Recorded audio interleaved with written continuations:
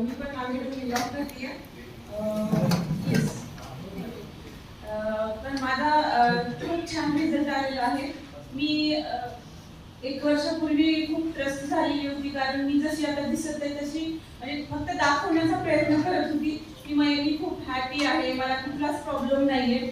पण तशी नव्हती मी. जेव्हा स्माइल द्यायची पण घरी येऊन असं जेव्हा सर स्टोरी सांगत होते डॉक्टर सर, तेव्हा असं वाटत होतं रिअल माझी स्टोरी सांगत आहेत सर. इतकं म्हणजे हॅपी फील करत होते मी की खरंच माझे पूर्ण रिझल्ट माझेच आहे असं झालेलं होतं. 1 वर्षापूर्वी मी खूप म्हणजे त्रस्त झालेली होती. मला डॉक्टरांनी वजन वाढलं, म्हणजे मी याच्या अगोदर एक प्रोडक्ट घेतलं होतं, त्या प्रोडक्टने माझं वजन वाढलं होतं. त्रास थोडासा कमी झाला पण वजन वाढलं होतं. वजनामुळे पुन्हा त्रास चालू झाला आणि रेग्युलर पिरियड्स चालू होते, वाईट डिस्चार्ज होतं, गर्भपिशवीवर जखम होती, खूप सारे प्रॉब्लेम होते आणि गुडघ्याचा त्रास तर एवढा होता की मी जेवताना जर कुठे बसले तर कुणाचा सहारा आहे असं बाजूला बसायची.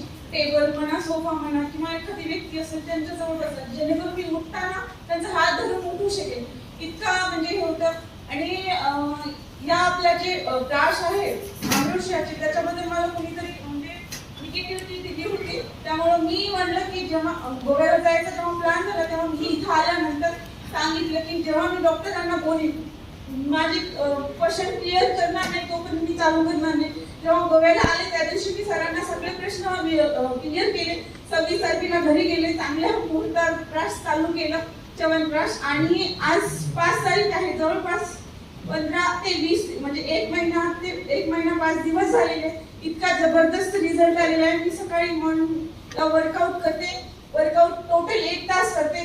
जे कॅपॅसिटी माझी नव्हती 15 मिनिट करायची, तर 1 तास मी टोटल वर्कआउट करते. आणि मला पण सगळ्यांनी गोव्यामध्ये पाहिलं होतं तिथला आणि आज इथं ती उभी आहे तर इतके हॅपी आहे. टोटल आमच्या फॅमिलीचा रिझल्ट आलेला आहे.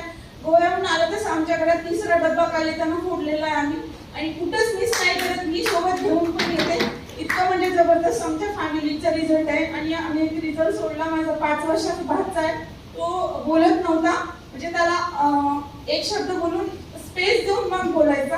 आणि मग आता जो फोनवर बोलतोय मला, इतकं मी रेकॉर्डिंग पण केलेली आहे अगोदरची आणि आताची, एक दिवस ग्रुपला शेअर पण करेल.